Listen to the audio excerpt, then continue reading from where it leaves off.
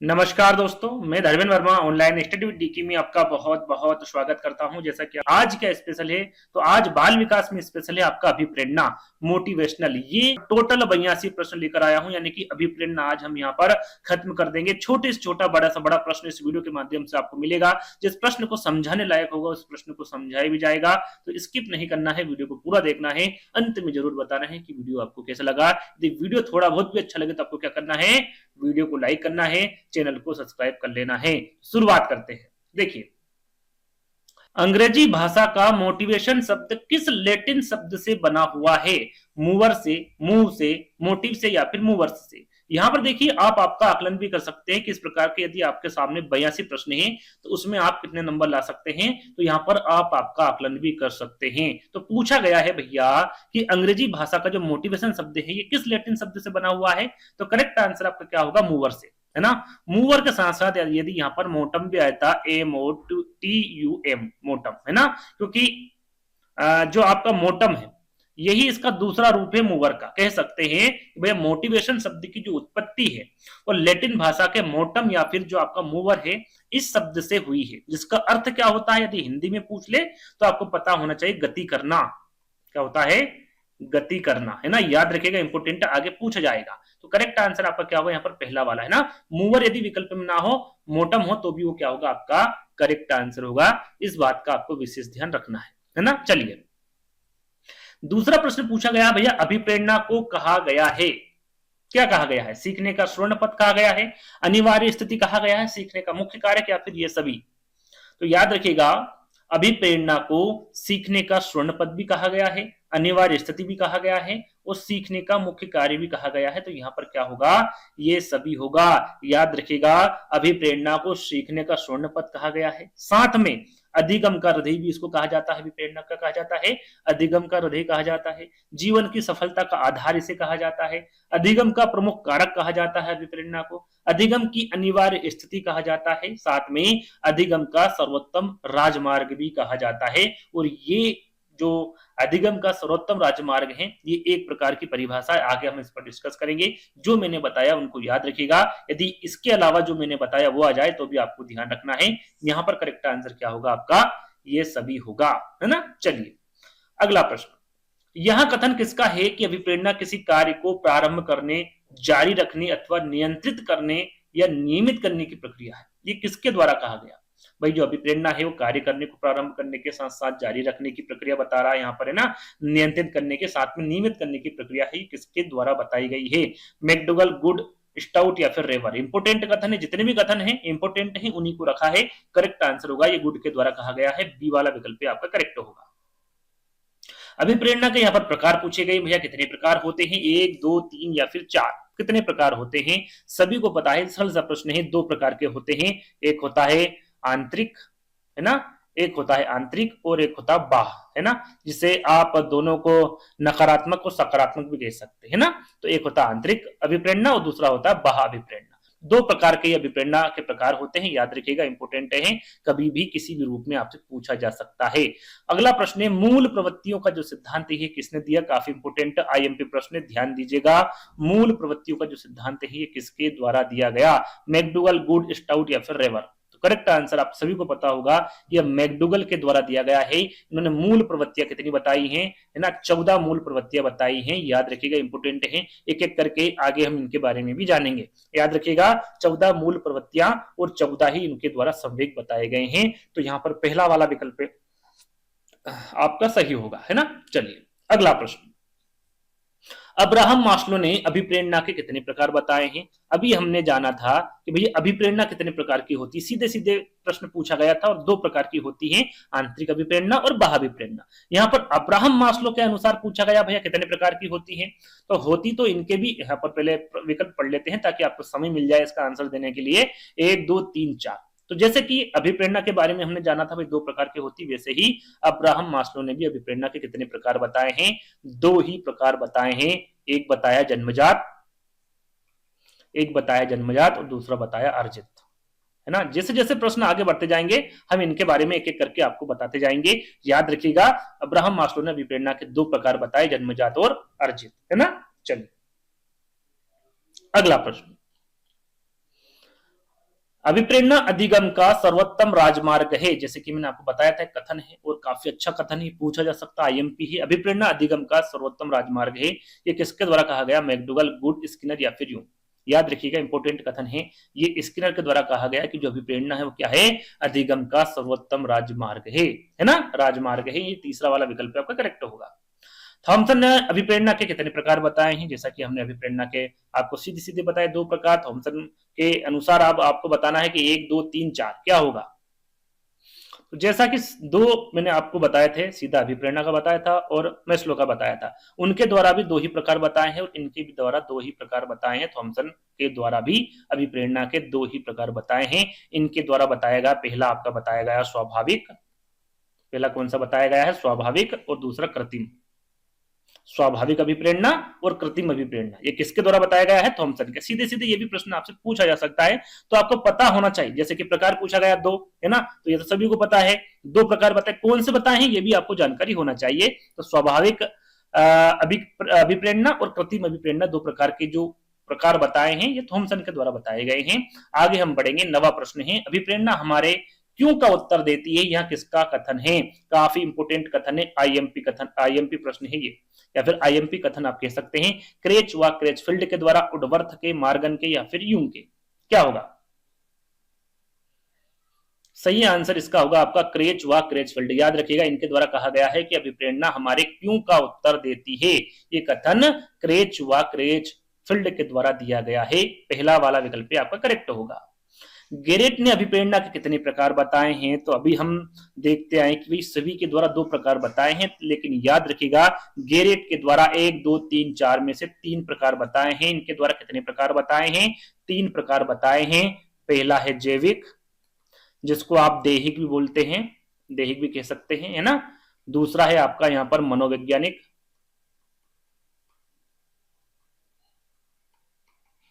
मनोवैज्ञानिक, और तीसरा है आपका सामाजिक, ना। ये 3 प्रकार किसके द्वारा बताए गए हैं? गेरेट के द्वारा बताए गए हैं, तो याद रखिएगा, इंपोर्टेंट है। आगे बात करेंगे 11वें प्रश्न की, अभिप्रेरणा का मनोविश्लेषणात्मक सिद्धांत किसने दिया? ये भी आईएमपी प्रश्न है भाई साहब, इसको भी याद कर लीजिएगा, है ना। अभिप्रेरणा का मनोविश्लेषण सिद्धांत, हल, फ्रायड, मैस्लो या फिर कैप्सन। तो अभिप्रेरणा का जहां पर मनोविश्लेषण सिद्धांत के बारे में पूछे, या फिर मनोविश्लेषण सिद्धांत या फिर मनोविश्लेषण के जनक के बारे में पूछ ले, कौन होंगे? जनक के बारे में पूछे तो भी कौन होंगे? आपके फ्रायड होंगे। इंपोर्टेंट है, ध्यान दीजिएगा। मनोविश्लेषण सिद्धांत किसके द्वारा दिया गया है? फ्रायड के द्वारा दिया गया है। कहां के रहने वाले हैं? तो ये ऑस्ट्रिया के रहने वाले हैं। याद रखिएगा, जो इनके बारे में जो अधिकतर पूछा जाता है उसको एक बार मैं आपको बता देता हूं, रिपीट कर देता हूं, आपको पता होना चाहिए। भैया इन्होंने मन के कितने स्तर बताए, सीधा सीधा पूछा जाता है फ्रायड ने मन के कितने स्तर बताए हैं। तो इनके द्वारा 3 स्तर बताए गए हैं, चेतन मन, अर्धचेतन मन, अचेतन मन, है ना। याद रखिएगा, बात करें हम मन के आधार पर, फ्रायड ने व्यक्तित्व को भी कितने भागों में बांटा है? तो व्यक्तित्व को भी इन्होंने 3 भागों में बांटा है, id, ego, super ego. Hindi में हम जाने तो इदम, अहम और पराहम। याद रखिएगा, इनके द्वारा, जैसे कि मैकडूगल के द्वारा कितनी मूल प्रवृत्ति बताई थी? 14। लेकिन इनके द्वारा जो मूल प्रवृत्ति बताई है, जो कि अधिकतर पूछी जाती है, कि फ्रायड ने मूल प्रवृत्तियां कितनी प्रकार की बताई हैं? तो 2 प्रकार की बताई है। एक होती है आपकी जीवन मूल प्रवृत्ति, जिसे इरोस कहा जाता है, और दूसरी होती है मृत्यु मूल प्रवृत्ति, जिसे थेनाटोस कहा जाता है। याद रखिएगा, यहां पर मैं लिखूंगा, समय आपका खराब होगा, आप अच्छे से सुनिएगा तो आपको सब समझ में आ जाएगा, है ना। चलिए, एक और इनके इनसे संबंधित एक प्रश्न और आता है कि भाई फ्रायड ने मन की तुलना किससे की है? तो याद रखिएगा, बर्फ से की है ना। फ्रायड ने मन की तुलना किससे की है? बर्फ से की है। चलिए, इतनी निम्नलिखित में से कौन सा जन्मजात अभिप्रेरक नहीं है? देखिए, यहाँ पर नेगेटिव प्रश्न पूछा गया है, कौन सा जन्मजात अभिप्रेरक नहीं। यहाँ पर देखिए 2 प्रकार के अभिप्रेरक होते हैं, एक होता है आपका जन्मजात, दूसरा होता है आपका अर्जित, है ना। याद रखिएगा, ये इंपोर्टेंट चीजें हैं, एक होता है जन्मजात और दूसरा होता है आपका अर्जित अभिप्रेरक। तो इसमें पूछा गया कौन सा जन्मजात अभिप्रेरक नहीं है? प्यास, आकांक्षा, निंद्रा या फिर भूख। तो यहां पर हम जन्मजात अभिप्रेरक की बात करें तो उसके अंतर्गत आपका भूख भी आ जाएगा, है ना, प्यास भी आ जाएगा, और निंद्रा यानी कि नींद भी आता है। जो आकांक्षा है यह आपका अर्जित अभिप्रेरक के अंतर्गत आएगा। इसके अंतर्गत भी दो और भाग है इसके अर्जित के, हम बाद में बात करेंगे। सबसे पहले जन्म अभिप्रेरक की बात कर ले तो जैसे कि यहां पर भूख प्यास निंद्रा के साथ साथ आपका यहां पर लिख देता हूं आपका विश्राम आ जाएगा, है ना। विश्राम के साथ साथ आपका प्रेम, क्रोध, भय, काम, जो काम भावना है ये भी आपकी जन्मजात अभिप्रेरक के अंतर्गत आएगी। अर्जित अभिप्रेरक की हम बात करें, यहां पर लिख देता हूं भैया, जो अर्जित अभिप्रेरक है इसको दो भागों में बांटा गया है, दो टुकड़े इसके कर दिए गए हैं।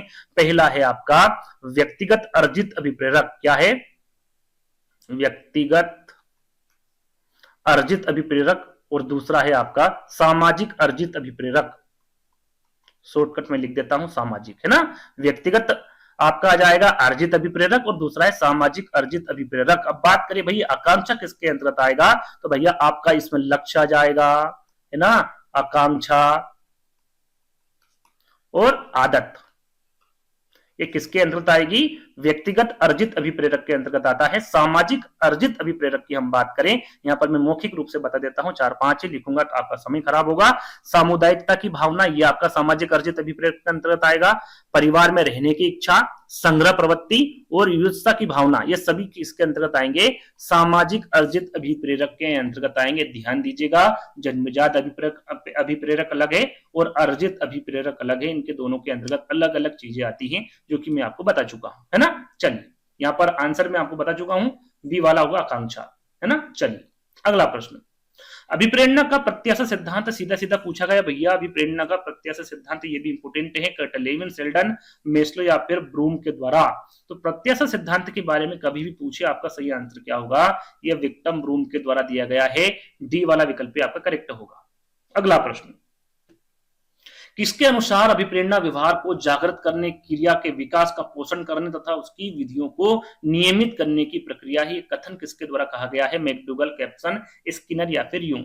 तो याद रखिएगा ये जो कथन दिया गया है यूंग के द्वारा दिया गया है, डी वाला विकल्प आपका करेक्ट होगा। प्रेरणा प्रबलन हर सिद्धांत के प्रदाता कौन है, या फिर इस सिद्धांतों को किसके द्वारा दिया गया है, हल, फ्रायड, मेस्लो या फिर कैप्सन। तो याद रखिएगा प्रेरणा प्रबलन हर सिद्धांत को क्लार्क हल किसके द्वारा, क्लार्क हल के द्वारा दिया गया है। प्रेरणा प्रबलन हर सिद्धांत इंपोर्टेंट है, ये सिद्धांत भी याद कर लीजिएगा। आगे हम बढ़ेंगे, अगला प्रश्न है, मोटिवेशन नामक अंग्रेजी शब्द की उत्पत्ति लैटिन शब्द के मूवर से हुई है। मूवर का यहाँ पर अर्थ पूछा गया है, जो कि मैं आपको बता चुका हूं, मैंने वहां पर बताया था आपको गति करना, क्या बोलते हैं, गति करना। लेकिन यहां पर देखेंगे विकल्प में तो है नहीं भाई, इसमें तनाव, चालक, प्रेरणा या फिर चलन है। तो याद रखिएगा गति करने को ही क्या बोला जाता है, चलन बोला जाता है, याद रखिएगा। तो मूवर का अर्थ क्या होगा आपका यहाँ पर चलन होगा, डी वाला विकल्प आपका क्या होगा, करेक्ट होगा। चलिए अगला प्रश्न, एक आंतरिक मानसिक दशा जो किसी व्यवहार को आरंभ करने तथा बनाए रखने के लिए प्रवृत्त करती है क्या कहलाती है, अभिक्षमता, अभिवृत्ति, अभिप्रेरणा या फिर अभिरुचि।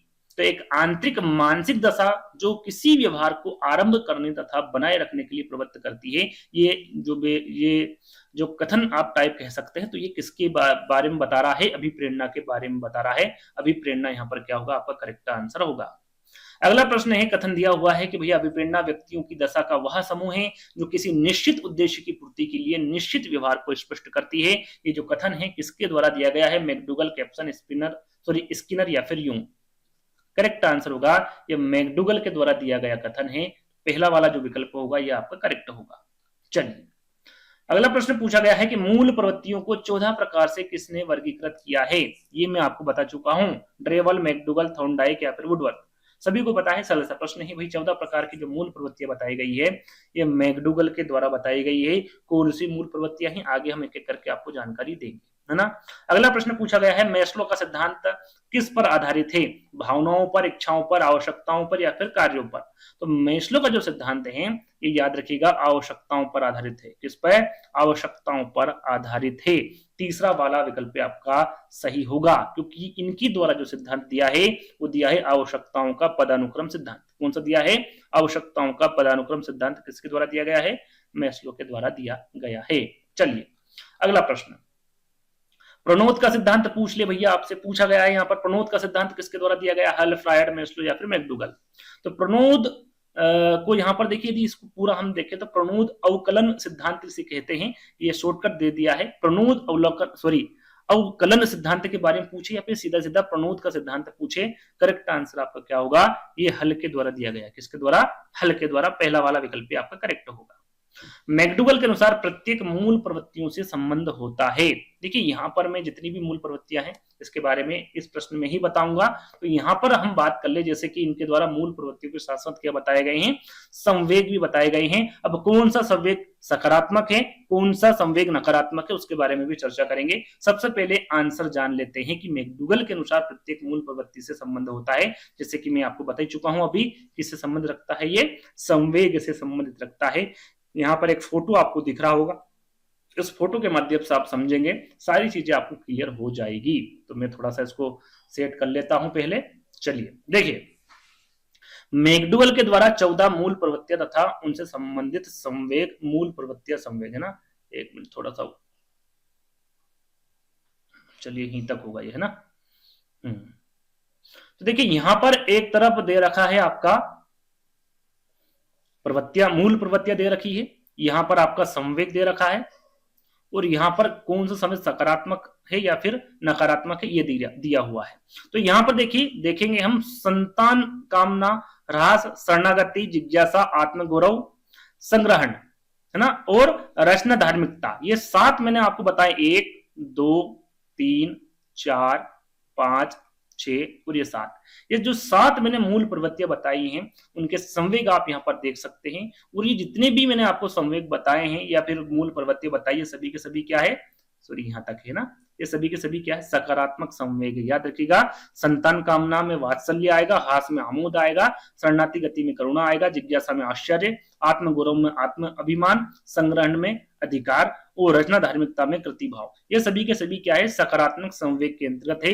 नकारात्मक की हम बात करें तो पलायन, युजुत्सा, दैन्य, निवृत्ति, सामूहिकता, भोजन तलाश और काम प्रवृत्ति, ये जो बाकी के 7 है ये आपके नकारात्मक संवेग में जाएंगे। पलायन का भय हो जाएगा, युजुत्सा का क्रोध हो जाएगा, दैन्य का आत्महीनता हो जाएगा, निवृत्ति का घृणा, सामूहिकता का एकांकीपन, भोजन तलाश का भूख, और काम प्रवृत्ति का कामुकता हो जाएगा।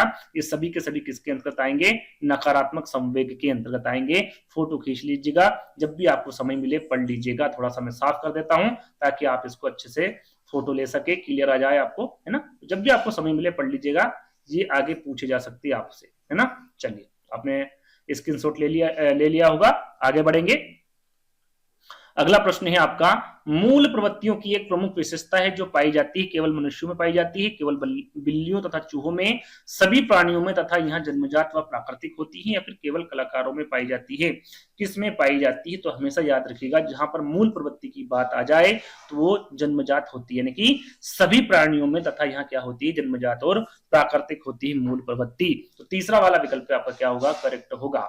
आगे बढ़ेंगे, अगला प्रश्न है, अभिप्रेरणा से तात्पर्य छात्र की आंतरिक शक्ति को जागृत करना है। यह कथन किसका है, स्किनर का, पियाजे का, वैलेंटाइन का, या गिलफोर्ड का। ये आईएमपी प्रश्न है, याद रखिएगा, ये गिलफोर्ड का कथन है कि अभिप्रेरणा से तात्पर्य छात्र की आंतरिक शक्ति को जागृत करना है। तो 4th वाला विकल्प आपका करेक्ट होगा। अभिप्रेरणा शब्द के साथ अक्सर किस शब्द का प्रयोग किया जाता है, प्रोत्साहन, संवेग, प्रेरणा, या फिर आवश्यकता। सरल सा प्रश्न है, जहां पर भी अभिप्रेरणा आती है वहां पर आवश्यकता शब्द का प्रयोग होता है। डी वाला विकल्प आपका सही होगा, आवश्यकता नहीं है तो अभिप्रेरणा नहीं होगी। तो याद रखिएगा, इस शब्द का जो प्रयोग होगा वो आवश्यकता होगा। डी वाला विकल्प आपका करेक्ट होगा। अगला प्रश्न, पुरस्कार और दंड का अनुचित प्रयोग अधिगम को बनाता है। क्या बनाता है भैया, प्रभावपूर्ण बनाता है, अधिक उपयोगी, प्रभावहीन, या फिर कुछ नहीं कह सकते। देखिए, पुरस्कार और दंड की बात की जा रही है तो याद रखिएगा हमेशा ये अधिगम को क्या बनाएगा, प्रभावहीन बनाएगा, प्रभावपूर्ण नहीं होगा। आंसर प्रभावहीन होगा। तीसरा वाला विकल्प आपका करेक्ट होगा। अगला प्रश्न, मूल प्रवृत्तियां संपूर्ण मानव व्यवहार की चालक है। यह कथन किस मनोवैज्ञानिक का है, यहाँ पर कथन दिया हुआ है कि भैया जो मूल प्रवृत्तियां होती हैं वो संपूर्ण मानव व्यवहार की क्या होती हैं, चालक होती हैं। ये कथन किसके द्वारा, मेलवी, मैकडूगल, स्किनर, या फिर सुरेश भटनागर। करेक्ट आंसर क्या होगा? तो ये जो कथन दिया है ये आपका मैकडूगल के द्वारा दिया गया है, क्योंकि इनके द्वारा ही मूल प्रवृत्तियां बताई गई है। कितनी? 14 मूल प्रवृत्तियां बताई है, इनके द्वारा संवेग भी बताए हैं। सारी चीजें मैं ऊपर आपको बता चुका हूं। अगला प्रश्न है, किशोर अवस्था में बालकों को सहयोग देने के लिए क्या आवश्यक है? अभिप्रेरणा, गलती निकालना, आलोचना करना या फिर नकारात्मक व्यवहार करना। तो ये तीनों ही के तीनों ही क्या है? नेगेटिव विकल्प हैं। तो यहाँ पर किशोरावस्था में बालकों को सहयोग देने के लिए क्या होगा? अभिप्रेरणा की आवश्यकता होगी। पहला वाला विकल्प आपका क्या होगा? करेक्ट होगा। चलिए अगला प्रश्न। अगला प्रश्न है, संवेगों पर नियंत्रण पाने के लिए बालकों को अभ्यास कराना चाहिए। किसका अभ्यास कराना चाहिए? यदि आप विकल्पों को पढ़ेंगे और प्रश्न को पढ़ेंगे तो प्रश्न में ही आंसर छुपा हुआ है। संवेगों पर नियंत्रण की बात की जा रही है, आत्मचेतना का, आत्मप्रेरणा का, आत्म नियंत्रण का या फिर आत्मानुभूति का। तो जहां पर संवेग पर नियंत्रण पाने की बात की जाए तो बालकों को किसका अभ्यास कराएंगे? आत्म नियंत्रण का अभ्यास कराएंगे। तीसरा वाला विकल्प आपका बिल्कुल सही होगा।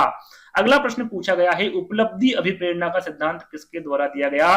सरल सा प्रश्न है, इंपोर्टेंट प्रश्न है। मैक्लिलैंड, हल, हुक या फिर आपका मैकडूगल। तो जहां पर उपलब्धि अभिप्रेरणा के सिद्धांत के बारे में पूछे, मैक्लिलैंड आपका करेक्ट आंसर होगा और यह भी आपका आईएमपी प्रश्न होगा, है ना। चलिए अगला प्रश्न, निम्न में से कौन अभिप्रेरणा का पक्ष नहीं है? अभिप्रेरणा का पक्ष कौन सा नहीं है ये आपको बताना है। विकल्प पढ़ेंगे, आंसर आपके सामने होगा।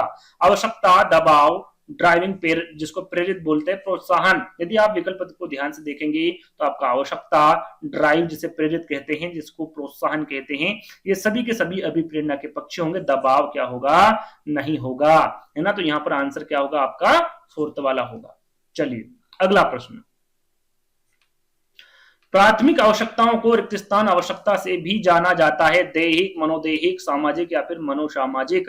प्राथमिक आवश्यकताओं की बात की जा रही है तो हमेशा याद रखिएगा इसे दैहिक आवश्यकता से भी जाना जाता है। पहला वाला विकल्प क्या होगा आपका? करेक्ट होगा। अगला प्रश्न है, प्रक्षेपण विधि द्वारा किसका अध्ययन किया जाता है? चेतन मन का, अचेतन मन का, बुद्धि का या फिर सृजनात्मकता का?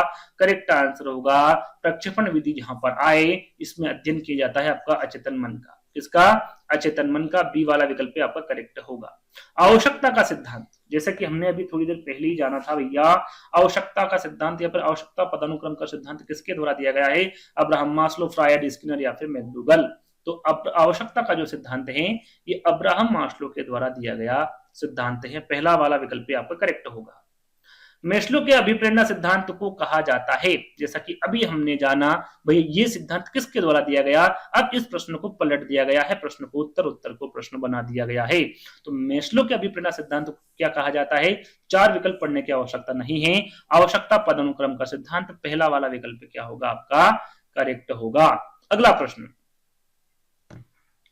प्रेरणा का वही संबंध उपलब्धि से है जो अधिगम का किससे है भैया? तर्क से, चिंतन का, बोध से या फिर विवेक से। तो प्रेरणा का जो वही संबंध उपलब्धि से होता है वही अधिगम का किससे होता है? बोध से होता है। तीसरा वाला विकल्प आपका करेक्ट होगा। कार्यात्मक प्रतिबद्धता सिद्धांत प्रतिक्रिया में मुख्य कारक निम्न में से कौन सा है? आकृतिकरण, पुनर्बलन, बहिर्गमन या फिर स्वतः आपूर्ति। क्या होगा? यहां पर देखिए कार्यात्मक प्रतिबद्धता सिद्धांत के बारे में पूछा गया, प्रतिक्रिया में मुख्य कारक के बारे में पूछा गया है। तो याद रखिएगा, पहले सबसे पहले जान लेते हैं भैया इस सिद्धांत को दिया किसने है। तो याद रखिएगा कार्यात्मक प्रतिबद्धता सिद्धांत के बारे में पूछे तो इसको स्किनर द्वारा दिया गया है। किसके द्वारा? स्किनर द्वारा दिया गया है। और इसका मुख्य कारक क्या होगा आपका? पुनर्बलन होगा। क्या होगा? पुनर्बलन होगा। बी वाला विकल्प आपका करेक्ट होगा। स्वास्थ्य का सिद्धांत, स्वास्थ्य का सिद्धांत के बारे में पूछे या फिर प्रेरणा स्वच्छता सिद्धांत पूछे, किसके द्वारा दिया गया? हजरबर्ग के द्वारा, फ्रायड के, हल्के या फिर थॉर्नडाइक के। तो याद रखिएगा ये हजबर्ग के द्वारा दिया गया स्वास्थ्य का सिद्धांत। याद रखिएगा स्वास्थ्य के सिद्धांत को यहाँ पर 2 कारक सिद्धांत भी से कहते, क्या कहते हैं? 2 कारक सिद्धांत भी से कहते हैं। साथ में हजबर्ग के प्रेरणा स्वच्छता सिद्धांत भी कहते हैं, जैसे कि विकल्प में ही है ना। इसको द्वंद्व युद्ध संरचना सिद्धांत भी कहते हैं। याद रखिए क्या कहते हैं इसको? द्वंद्व युद्ध संरचना सिद्धांत भी कहते हैं इसको। किसको? आपका जो हजबर्ग के द्वारा दिया गया सिद्धांत है, चाहे उसे स्वास्थ्य का सिद्धांत कह लीजिए, 2 कारक का सिद्धांत कह लीजिए, प्रेरणा स्वच्छता का सिद्धांत कह लीजिए या फिर द्वंद्व युद्ध संरचना सिद्धांत कह लीजिए, सारे के सारे सिद्धांत के एक दूसरे के उपनाम है जो कि आपके हजबर्ग के द्वारा दिया गया है। तो पहला वाला विकल्प आपका क्या होगा? करेक्ट होगा। चलिए अगला प्रश्न, प्रेरणा सीखने के लिए सर्वश्रेष्ठ है ये किसके द्वारा कहा गया? वाटसन के, स्किनर के, क्रेच व क्रेचफील्ड के या फिर थॉर्नडाइक के। करेक्ट आंसर होगा ये स्किनर के द्वारा कहा गया कि भैया जो प्रेरणा है वो क्या है, सीखने के लिए सर्वश्रेष्ठ है। बी वाला विकल्प आपका करेक्ट होगा। अगला प्रश्न है अभिप्रेरणा को अधिगम का आधार किसके द्वारा कहा गया है, सोरेन, शर्लॉक, वैलेंटाइन या फिर वाटसन। अभिप्रेरणा को अधिगम का आधार तो ये सोरेन के द्वारा कहा गया है। पहला वाला विकल्प आपका करेक्ट होगा। निम्न में से कौन सी जन्मजात या फिर आंतरिक अभिप्रेरणा नहीं है, प्रश्न वही है लेकिन विकल्पों को बदल दिया गया है। जन्मजात या फिर जो आंतरिक अभिप्रेरणा है वो कौन सी नहीं है इसके बारे में पूछा गया है। तो जैसा कि मैंने आपको बता दिया है पहले, भूख, प्यास, यौन का काम है ना, ये सभी के सभी जन्मजात या फिर आंतरिक अभिप्रेरणा के अंतर्गत आते हैं। यहाँ पर उपलब्धि की जो आवश्यकता है ये आपकी जन्मजात या फिर आंतरिक अभिप्रेरणा नहीं है। तो फोर्थ वाला विकल्प आपका क्या होगा, करेक्ट होगा। चलिए, किसी व्यक्ति को सामाजिक दृष्टि से स्वीकृत कार्य करने हेतु तो कौन सी प्रेरक प्रेरणा देती है, उपलब्धि प्रेरक, आक्रोश प्रेरक, शक्ति प्रेरक या फिर स्वीकृति प्रेरक। करेक्ट आंसर क्या होगा, यहां पर देखिए प्रश्न पूछा गया भाई किसी व्यक्ति को सामाजिक दृष्टि से स्वीकृत कार्य करने हेतु तो प्रश्न में ही आंसर है स्वीकृत कार्य के लिए स्वीकृति प्रेरक आपका क्या होगा, करेक्ट आंसर होगा स्वीकृति प्रेरक प्रेरणा देता है। डी वाला विकल्प आपका करेक्ट होगा।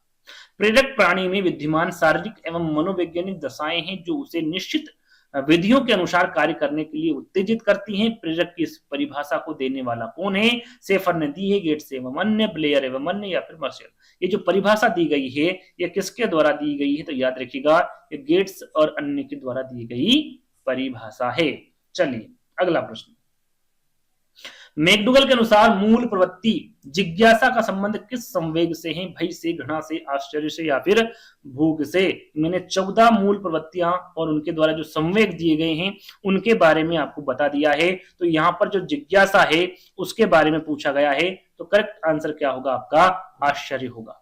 मैकडूगल के अनुसार जो मूल प्रवृत्ति जिज्ञासा है इसका संबंध किस संवेग से होगा, आश्चर्य से होगा। मैंने सारे आपको संवेग भी बताए हैं, मूल प्रवृत्तियां भी बताई एक एक करके है ना थोड़ी देर पहले।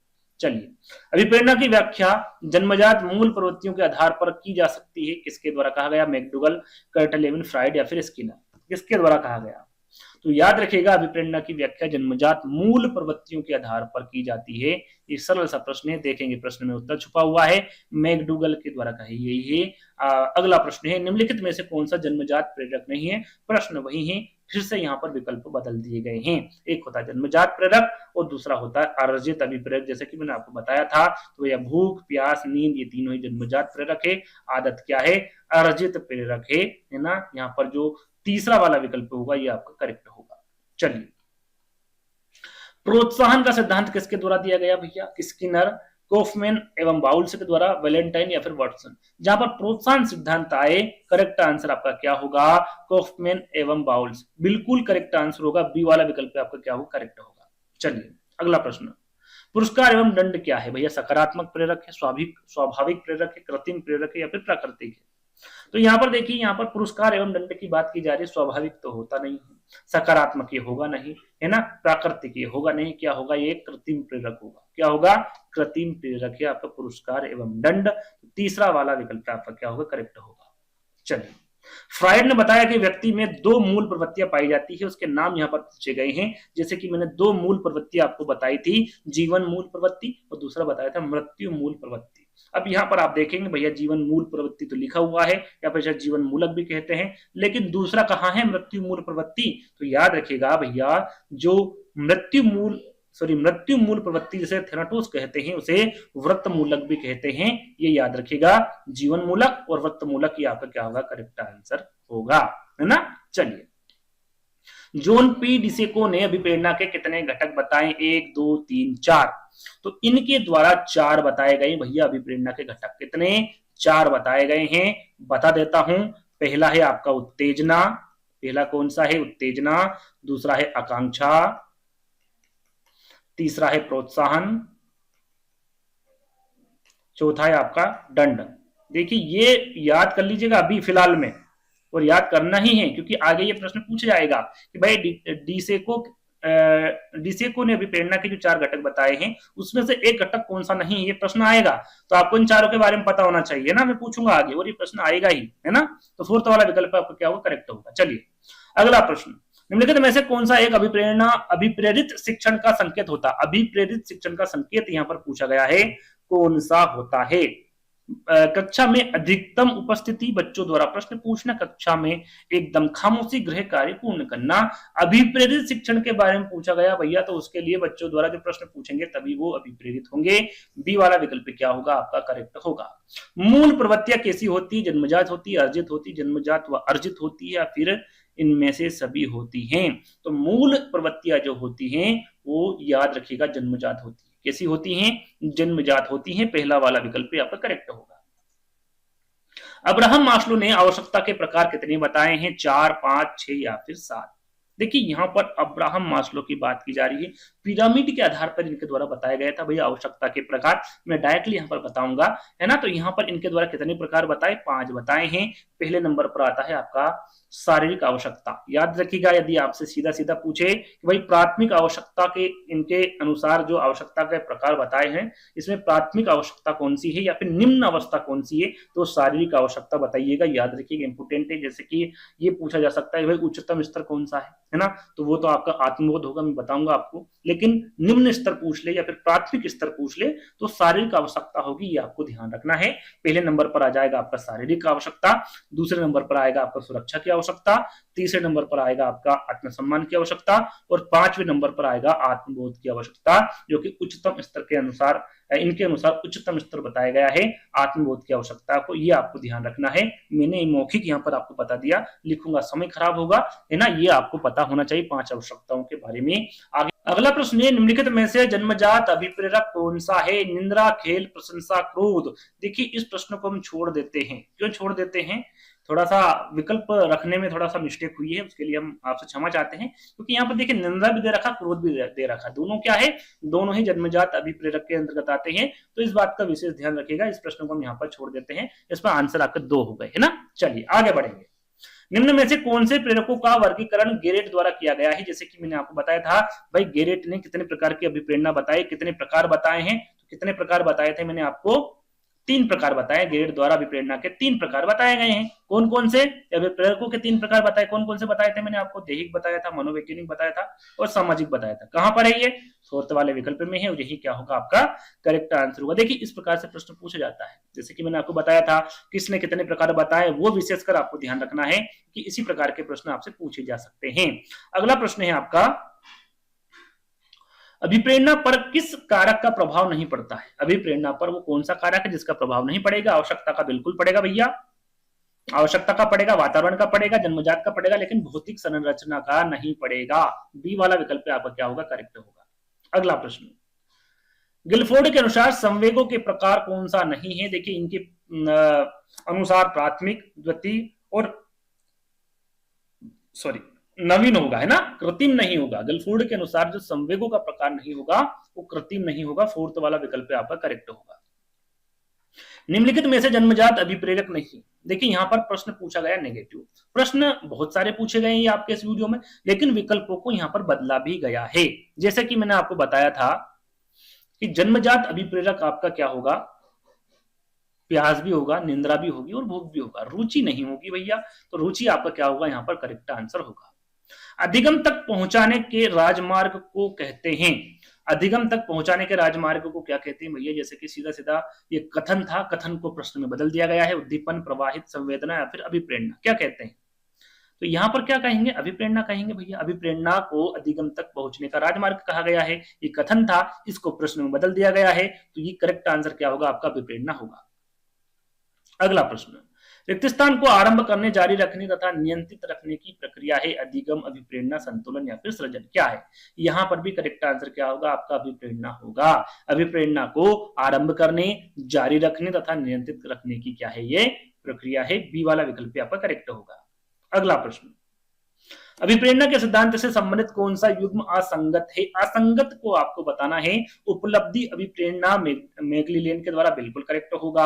आवश्यकता सिद्धांत मेस्लो द्वारा बिल्कुल करेक्ट होगा। उत्तेजना सिद्धांत बर्लिन व हब्स बिल्कुल करेक्ट होगा। विरोधी प्रक्रिया सिद्धांत ये एंटकिंस के द्वारा नहीं दिया गया है, ये किसके द्वारा दिया गया है? तो ये हैरिंग के द्वारा दिया गया है। किसके द्वारा? हेरिंग के द्वारा दिया गया है। तो आपका जो 4th वाला विकल्प होगा यही क्या होगा? आपका करेक्ट आंसर होगा, क्योंकि असंगत युग्म के बारे में पूछा गया था। तो 4th वाला विकल्प आपका क्या होगा? करेक्ट होगा। अगला प्रश्न, अभिप्रेरणा के अनुवंशिकी पैटर्न सिद्धांत के प्रतिपादक के बारे में पूछा गया है, सेल्डन, एडलर, लोरेंज या फिर मेस्लो। यहाँ पर अभिप्रेरणा के अनुवंशिकी पैटर्न सिद्धांत के बारे में पूछा गया है। राइट आंसर आपका होगा लोरेंज। किसके द्वारा दिया गया कथन? लोरेंज के द्वारा दिया गया सिद्धांत है। कथन के बारे में बता रहा था, सिद्धांत है ना। अगला प्रश्न, अभिप्रेरणा सामान्य क्रियाकलापों का प्रभाव है जो प्राणी के व्यवहार को इंगित और निर्देशित करता है। ये परिभाषा किसके द्वारा दी गई है? जॉनसन, गुड, बनार या फिर स्किनर। तो याद रखिएगा, ये जो परिभाषा दी गई है ये जॉनसन के द्वारा दी गई परिभाषा है। अगला प्रश्न, सशक्त अभिप्रेरणा सीखने का प्रभावशाली घटक है। इसमें बालक स्वस्थ रहता है, शीघ्र सीखता है, जान करता है या फिर प्रसन्न रहता है। तो देखिए, सशक्त अभिप्रेरणा सीखने के प्रभावशाली घटक के बारे में पूछा गया है। तो इसमें बालक क्या करता है? इसमें बालक शीघ्र सीखता है। क्या सीखता है? इसमें शीघ्र सीखता है बालक। बी वाला विकल्प आपका करेक्ट होगा। अगला प्रश्न पूछा गया है, बालक को कक्षा में नियमित आने के लिए प्रेरित करने का उपयुक्त सुझाव है। भाई किससे प्रेरित होगा? डांटने से नहीं होगा, आलोचना से नहीं होगा, जुर्माना से नहीं होगा। किससे होगा? उसको आप प्रोत्साहित करेंगे तो जरूर प्रेरित होगा कक्षा में जाने के लिए, नियमित जाने के लिए। डी वाला विकल्प आपका क्या होगा?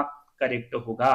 अगला प्रश्न, निम्नलिखित में से कौन सी प्रेरणा की विधि है? यहाँ पर प्रेरणा की विधि पूछी गई है। रुचि उत्पन्न करना, प्रशंसा करना, प्रतियोगिता की भावना उत्पन्न करना। तो याद रखिएगा, प्रेरणा की विधि पूछी गई है तो रुचि उत्पन्न करना, प्रशंसा करना और प्रतियोगिता की भावना उत्पन्न करना, ये सभी यहाँ पर क्या होगा? करेक्ट आंसर होगा। अगला प्रश्न, हमें प्यास लगती है और हमें पानी दिख जाए तो वहां क्या कहलाता है? स्वाभाविक उद्दीपक, प्रेरक, अस्वाभाविक उद्दीपक या फिर कोई नहीं। सरल सा प्रश्न है, हमें प्यास लगी है और पानी दिख जाए तो क्या होगा? स्वाभाविक होगा। करेक्ट आंसर आपका क्या होगा? इसे क्या कहेंगे? स्वाभाविक उद्दीपक कहेंगे, है ना। चलिए अगला प्रश्न, अभिप्रेरक के निम्न कार्य यहाँ पर पूछा गया। भैया क्या होगा? यह कार्य का प्रारंभ करते, बिल्कुल करते हैं। क्रियाओं को गतिशीलता देते, बिल्कुल देते हैं। जब तक उद्देश्य की प्राप्ति नहीं होती, क्रियाओं को एक निश्चित दिशा की ओर प्रेरित करते, बिल्कुल करते हैं। इसका मतलब सही आंसर क्या होगा? उपरोक्त सभी होगा। चलिए अगला प्रश्न, एक व्यक्ति अफीम का सेवन करता है तो भैया इस क्रिया को क्या कहेंगे? अफीम का सेवन करता है, सामाजिक, व्यक्तिगत, अर्जित। क्या कर रहा है? वो सेवन कर रहा है यानी कि अर्जित कर रहा है। तो यहाँ पर क्या होगा? ये अर्जित अभिप्रेरक के अंतर्गत आएगा, है ना। अगला प्रश्न, एक पशु अपने बच्चे को मारकर खा जाता है। इस क्रिया को कौन से अभिप्रेरक के अंतर्गत रखेंगे भैया? जन्मजात, अर्जित, सामाजिक या फिर समस्यात्मक? ना समस्यात्मक, ना सामाजिक, ना जन्मजात। किसके अंतर्गत? अर्जित अभिप्रेरक के अंतर्गत आएगा। एक पशु अपने बच्चे को मारकर खा जाता है, इस क्रिया को आप अर्जित अभिप्रेरक के अंतर्गत रखेंगे। अगला प्रश्न, अभिप्रेरक व्यवहार बालक को पहुंचाता है अधिगम के मार्ग पर, विद्यालय तक, लक्ष्य तक या फिर उपरोक्त सभी जगह पर। तो जहां पर अभिप्रेरित व्यवहार की बात की जाए या फिर अभिप्रेरणा की बात की जाए तो याद रखिएगा वो कहां तक पहुंचाएगा? लक्ष्य तक पहुंचाएगा। सी वाला विकल्प आपका क्या होगा? करेक्ट होगा। अगला प्रश्न, जब प्राणी को किसी प्रकार की कमी या फिर अधिकता महसूस होती है तो यह क्या कहलाती है? क्या कहलाती भैया? जब किसी को कमी होती किसी चीज की या फिर अधिकता उसकी महसूस होती तो आवश्यकता होगी, चालक, प्रोत्साहन या फिर दबाव। तो हमें किसी प्रकार की कमी महसूस होती है या फिर उसको अधिकता महसूस होती तो उसकी क्या होगी? हमें आवश्यकता होगी। क्या होगी? आवश्यकता, यानी कि पहला वाला विकल्प आपका क्या होगा? करेक्ट होगा।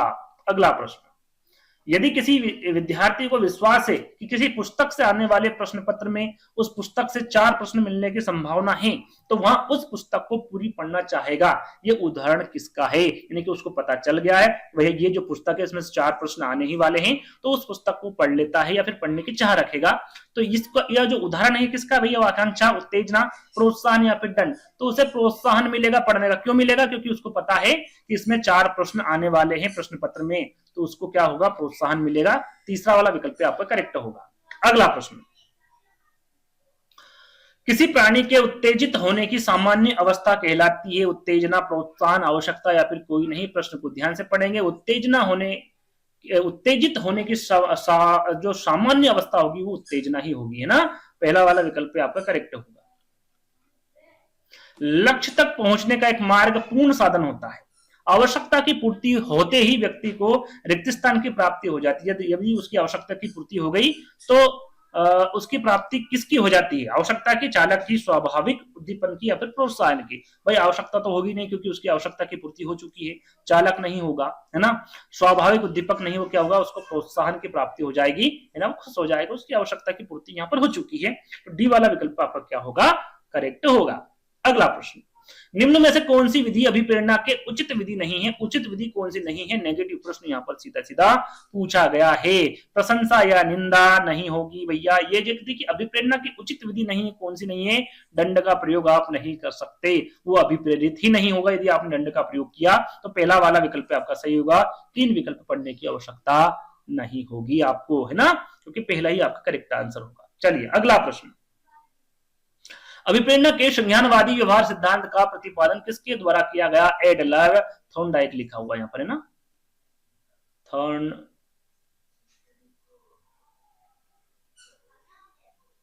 थॉर्नडाइक लिखा हुआ है यहाँ पर, थॉर्नडाइक व Skinner, Seldon, Lewin, Newcomb and Wertheimer. यहाँ पर देखिए अभिप्रेरणा के संज्ञानवादी व्यवहार सिद्धांत के बारे में पूछा गया है।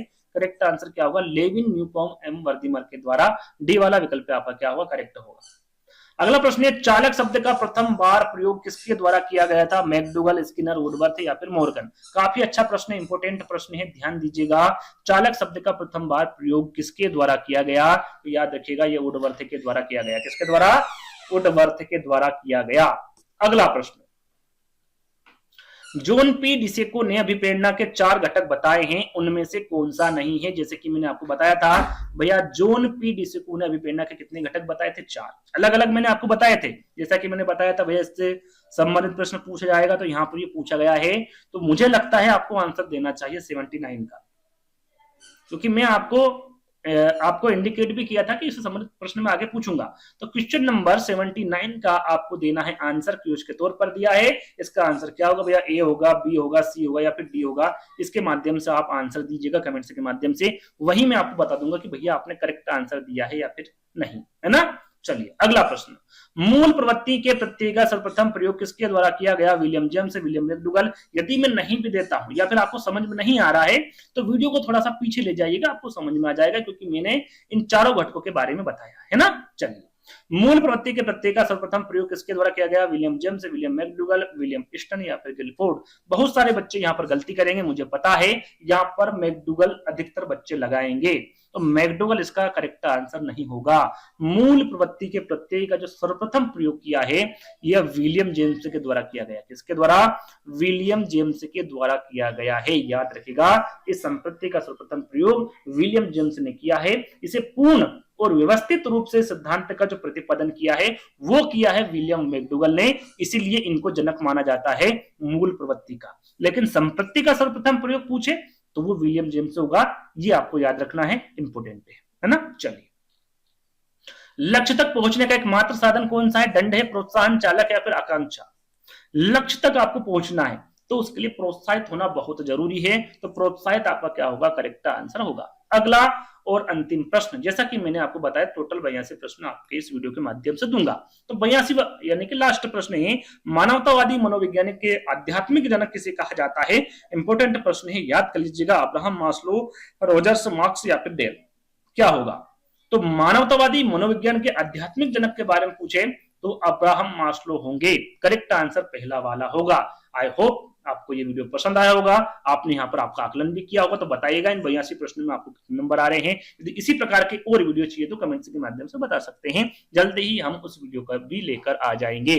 थोड़ा बहुत भी इस वीडियो में आपको किसी भी प्रकार की जानकारी अच्छी लगी हो तो वीडियो को जरूर लाइक करिएगा, शेयर करिएगा अपने दोस्तों के साथ में, और चैनल को सब्सक्राइब जरूर कर लीजिएगा। जल्द ही दोस्तों अगले वीडियो में मिलेंगे, जब तक के लिए धन्यवाद।